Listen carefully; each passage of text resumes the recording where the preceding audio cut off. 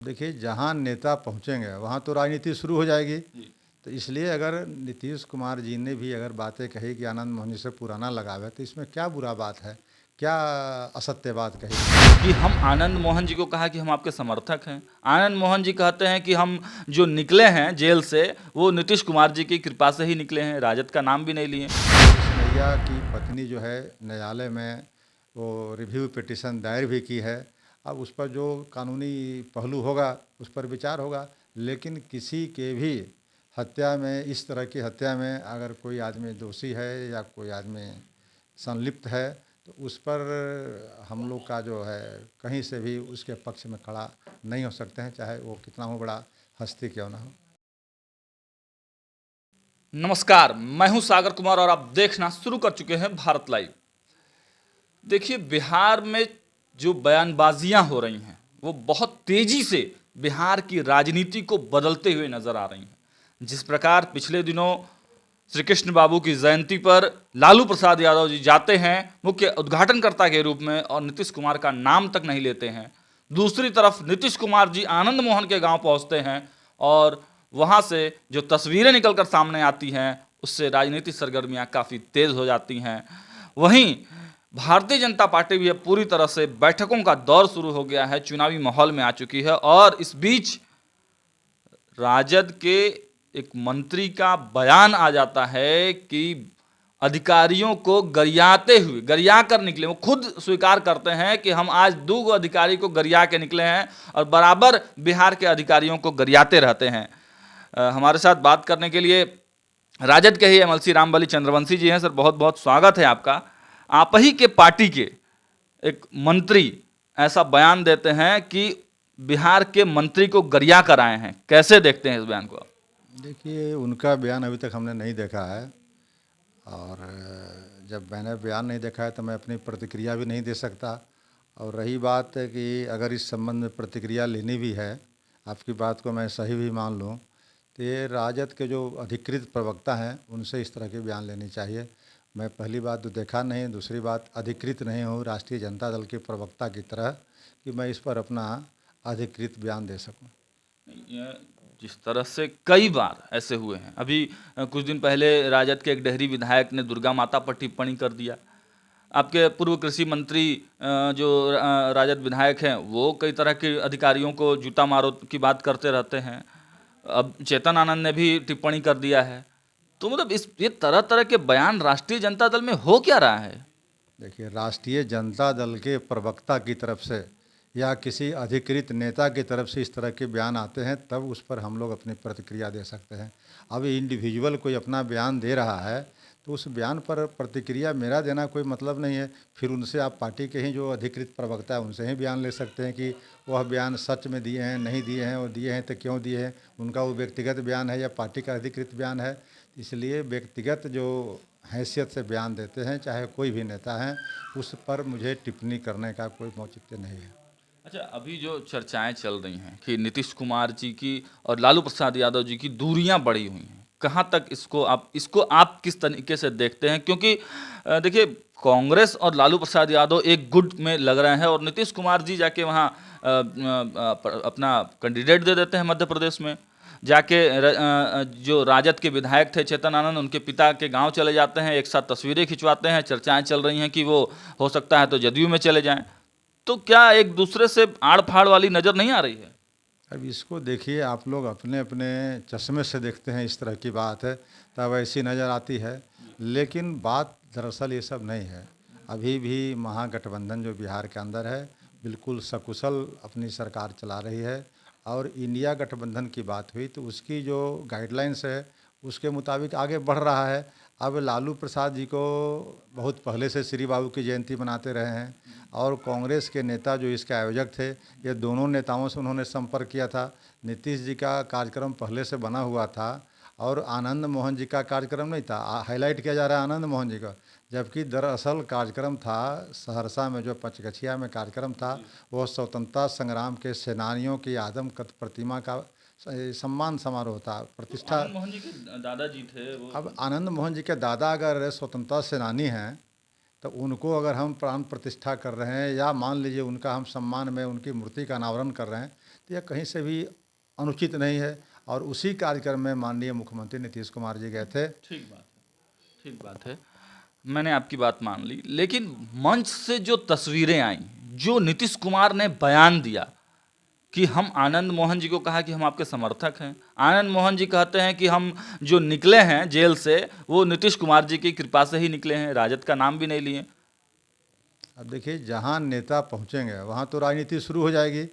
तो इसलिए अगर नीतीश कुमार जी ने भी अगर बातें कही कि आनंद मोहन जी से पुराना लगाव है, तो इसमें क्या बुरा बात है, क्या असत्य बात कही उन्होंने।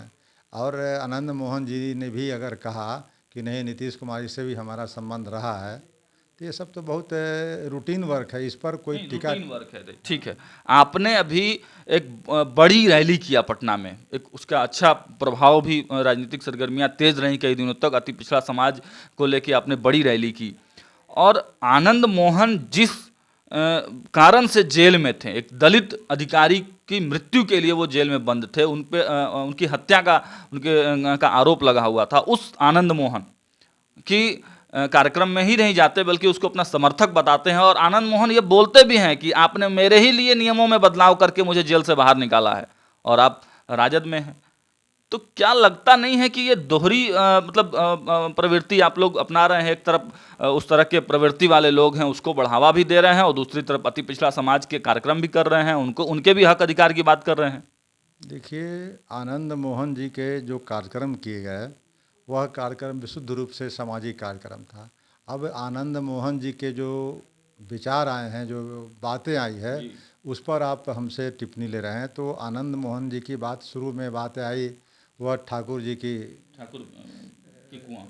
की कुआं के संदर्भ में जो बातें उन्होंने पार्लियामेंट में मनोज झा जी ने कही थी, उस पर राष्ट्रीय जनता दल के नेता से लेकर के प्रवक्ता ने भी स्पष्ट कर दिया कि यह जो है किसी जाति विशेष पर टिप्पणी नहीं थी, यह जो सब लोगों के अंदर ठाकुर है, एक तरह से अहम जो है, उस पर यह बातें थी। और यह बात एक मुहावरे के तौर पर, और बहुत पहले महर्षि वाल्मीकि जी की लिखी हुई कविता है, उस पर इन्होंने मनोज झा जी ने टिप्पणी किया था।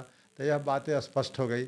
लेकिन आनंद मोहन जी की जो टिप्पणी थी, वो टिप्पणी को सब लोगों ने भर्त्सना किया और राजद भी ने भी भर्त्सना किया, तो वो बातें खारिज हो गई। अब उस पर कुरेदने की कोई ज़रूरत नहीं है। जिसकी मृत्यु हुई, जिसके केस में वो बंद थे, जिनके हत्या के, वो एक दलित परिवार था, उसके प्रति संवेदना है कि नहीं है? बिल्कुल संवेदना है, राष्ट्रीय जनता दल को भी संवेदना है, मुझे भी संवेदना है। और कृष्णैया की पत्नी जो है, न्यायालय में वो रिव्यू पिटीशन दायर भी की है। अब उस पर जो कानूनी पहलू होगा उस पर विचार होगा। लेकिन किसी के भी हत्या में, इस तरह की हत्या में अगर कोई आदमी दोषी है या कोई आदमी संलिप्त है, तो उस पर हम लोग का जो है कहीं से भी उसके पक्ष में खड़ा नहीं हो सकते हैं, चाहे वो कितना हो बड़ा हस्ती क्यों ना हो। चलिए, एक अगला सवाल की तरफ हम लोग बढ़ते हैं। देखिए, भारतीय जनता पार्टी पूरी तरह से चुनावी मोड में है, पूरे बैठकों का दौर, लगातार बड़े बड़े बैठक भारतीय जनता पार्टी कर रही है और सम्राट चौधरी ने स्पष्ट रूप से कह दिया है कि नीतीश मुक्त सरकार बनाने की दिशा में हम कार्य कर चुके हैं। अभी तो राजनीतिक बयानबाजी की बात है, चुनावी नज़दीक है, तो चुनाव जब नज़दीक रहेंगे तो पॉलिटिकल पार्टियों का तो एक्टिविटीज़ बढ़ेगी ही। आज ही नेता आ रहे हैं, कल वो नेता आएंगे, परसों वो नेता आएंगे, इनका बयान कुछ रहेगा, उनका बयान कुछ रहेगा, तो दोनों परस्पर विरोधी बयान या दावे करते नजर आएंगे। तो उस पर बहुत ज़्यादा टिप्पणी की गुंजाइश नहीं बनती है। अब ये कहते हैं कि हम नीतीश मुक्त बिहार बनाएंगे। नीतीश मुक्त बिहार तो पहले से ही नीतीश जी ने घोषणा कर चुका है कि अगला चुनाव जो होगा उसमें हम तेजस्वी जी के नेतृत्व में चुनाव लड़ेंगे। अब बल्कि नीतीश जी और महागठबंधन की है योजना कि हम भारत को भाजपा मुक्त भारत बनाएंगे। जिस तरह से फासिस्ट शक्तियाँ या संवैधानिक संस्थाओं का दुरुपयोग बढ़ा है इन दिनों, या यूँ कहें कि जो भी व्यक्ति अगर प्रधानमंत्री के विरुद्ध, रिलायंस के विरुद्ध या अडानी के विरुद्ध, अंबानी के विरुद्ध अगर कोई बातें कहता है, उसको तुरंत इनकम टैक्स, ईडी वगैरह से उसको प्रताड़ित किया जाता है। तो इस तरह की स्थितियां जो भारत के अंदर है, इससे लोगों को निजात पाने के लिए ही महागठबंधन जो है इंडिया बनी है। और इंडिया जो है बिल्कुल एक मुश्त है, अभी भी और आगे भी इसमें और मजबूती आएगी। चलिए, अब अंतिम सवाल हमारा है कि एक एमएलसी हैं जनसुराज समर्थित सच्चिदानंद राय जी, उन्होंने कहा है कि 80% सीट के साथ 2025 में हमारी सरकार बनेगी, सुपड़ा साफ कर देंगे सभी राजनीतिक दलों का। अभी तो उनकी पॉलिटिकल पार्टी ही नहीं बनी है, तो पॉलिटिकल पार्टी बनने अभी बीज रोपा ही नहीं है और पहले फल की बात कर रहे हैं, तो ये सब तो बचकाना हरकत है। इसलिए राय जी से पहले आग्रह किया जाए कि पहले अपने पॉलिटिकल पार्टी बना लें। अभी इस लोकसभा चुनाव में क्या पार्टी बन जाएगी या पार्टी बन करके चुनाव लड़ेगी, और चुनाव लड़ेगी तो कितने वोट आएंगे, कितने प्रतिशत वोट आएंगे, उसके बाद सुपड़ा साफ करने की बात कहनी चाहिए। अभी ये सब थोड़ा जल्दीबाजी है इस तरह की बातें कहना। जो पार्टियां परसों से पड़ी हुई है, राजनीति कर रही है, जड़ जमाई हुई है, उसको तुरंत सुपड़ा साफ कर देने वाली बात कह करके कहीं से कहीं हल्का लगता है। इस बयान पर प्रतिक्रिया का कोई गुंजाइश नहीं है।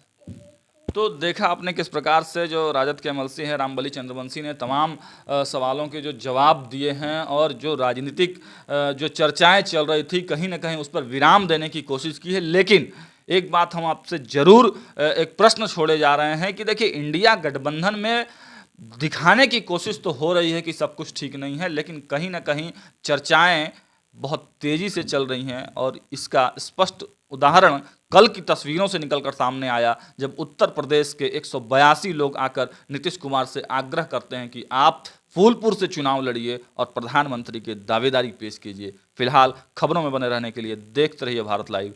बहुत बहुत धन्यवाद। अगर ये वीडियो पसंद आई और वह बिहार के राजनीति और बिहारियत से सरोकार रखेनी तो सब्सक्राइब बटन दबा के चैनल के सब्सक्राइब कर ली। ओजे एगो घंटी बा, ओकरा बटन दबा देला से कुल सटीक और मारक खबर रुआ मुफ्त में मिल जाई। अगर रुआ पत्रकारिता के हमनी के नया प्रयोग में सहयोग कर चाहतानी तो ज्वाइन बटन दबा दी। पेटीएम नंबर नोट कर ली 9386816700। धन्यवाद।